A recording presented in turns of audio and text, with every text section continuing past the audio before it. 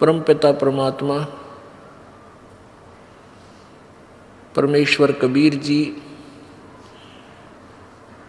अपनी महिमा और तत्व ज्ञान का प्रचार स्वयं ही करने के लिए आते हैं। उन्होंने गुरु के ऊपर बहुत महत्व दिया है कि गुरु का होना अति आवश्यक है, और गुरु वही होता है जो परमेश्वर का कृपा पात्र होता है, या स्वयं परमेश्वर ही होते हैं और कोई गुरु नहीं होते हैं। बाकी तो नाम के गुरु होते हैं, वो नकली गुरु होते हैं। उसका प्रमाण आपके समक्ष है, रह रहकर आपको प्रत्यक्ष भी कर रहे हैं कि जिनको हम ऋषि मानते थे, वर्तमान में जो सतगुरु कहलाते हैं, जगत गुरु की उपाधि भी वो लगाए हुए हैं, करोड़ों श्रद्धालुओं के भी वो मुखिया बने हुए हैं, वो गुरु नहीं है, उनके पास वो तत्व ज्ञान नहीं है। तो परमात्मा ने गुरु जी के ऊपर बहुत वाणी बोली है और हमें ये समझाने की चेष्टा की है कि आप परमात्मा के रिप्रेजेंटेटिव को, गुरु को, उन्हीं के स्वरूप मानकर ही आप अपना कल्याण करा सकते हो, अन्यथा नहीं। जैसे गुरु मानुष कर जानते ते नर कहिए अंध, ओवे दुखी संसार में आग गए यम के फंद। अब गुरु जी को मानुष करके जानते हैं तो हम उतना ही लाभ प्राप्त कर सकेंगे, क्योंकि परमेश्वर स्वयं आए थे और 120 वर्ष बनारस में, काशी शहर में एक जुलाहे धानक की भूमिका करके वो परमात्मा सहशरीर चले गए, सहशरीर आए थे। तो उस समय हम उनको परमात्मा नहीं मान पाए, नहीं समझ सके, क्योंकि हमने परमात्मा का सिद्धांत, परमात्मा की जो थ्योरी सुनी थी, परिभाषा सुनी थी, वो ये सुन रखा था कि भगवान निराकार है, और कोई ये कहता है कि साकार में दुल्हा परमात्मा आया है, उसकी कोई नहीं सुनते थे। इसलिए हम परमात्मा को पहचान नहीं सके। अब इस दास को परमेश्वर ने भेजा है, कबीर जी की दया से ये दास, उन्होंने अब यहाँ गुरु बनाया है अपनी कृपा बख्श के। तो परमेश्वर स्वयं कहते हैं कि गुरु को मानुष नहीं जानना चाहिए, फिर आपकी इतनी ही भावना बनी रहेगी। जब तक हम परमात्मा, गुरु जी को परमात्मा नहीं मानेंगे, तब तक हम इस काल के जाल से नहीं निकल सकते। ये हार्ड एंड फास्ट रूल है। उदाहरण है कि जैसे एक गणित में ऋण का एक प्रश्न होता है, उसमें मूलधन ज्ञात करना होता है, उसमें मूलधन ज्ञात करना होता है।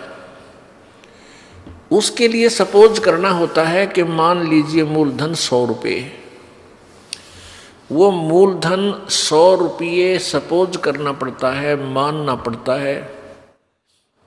उससे फिर वो वास्तविक मूलधन जो लाखों और करोड़ों की संख्या में होता है, वो प्राप्त हो जाता है। मूलधन 100 रुपये मानकर हम उस वास्तविक ओरिजिनल मूलधन को प्राप्त कर सकते हैं, अर्थात अपनी प्रॉब्लम सोल्व कर सकते हैं, प्रश्न हल कर सकते हैं।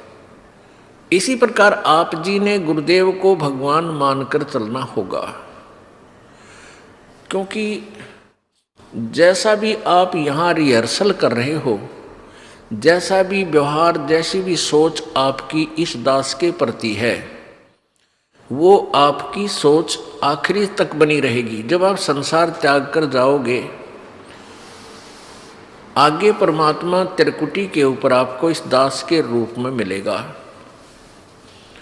और वहाँ वो परमात्मा आपकी सद्भावना, आपका शिष्टाचार, आपके अंदर के विचार कि आप कैसी भावना इस दास के प्रति रखते हो, तो वहाँ आपके हृदय की अंतर्यामी परमात्मा वहाँ आपकी फिर परीक्षा होती है, लेगा। तो इसलिए आप जी ने परमात्मा के आदेश अनुसार गुरु जी को परमात्मा मानना चाहिए।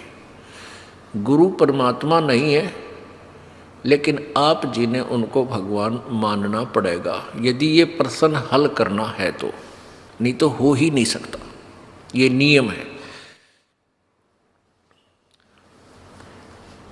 परमेश्वर कबीर जी कहते हैं, मम संत मुझे ही जान मेरा ही स्वरूपम। मेरे संत को, मेरे प्रतिनिधि को मुझे ही जान,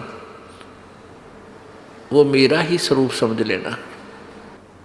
तो पुण्यात्मा, जैसे आपके सामने भगवान आ जावे, परमात्मा आवे, तो आपका कैसा व्यवहार होगा? ठीक है, कोई निर्धन है वो माया मांगेगा, निसंतान संतान ही मांगेगा, जैसे आपकी रिहर्सल चल रही है।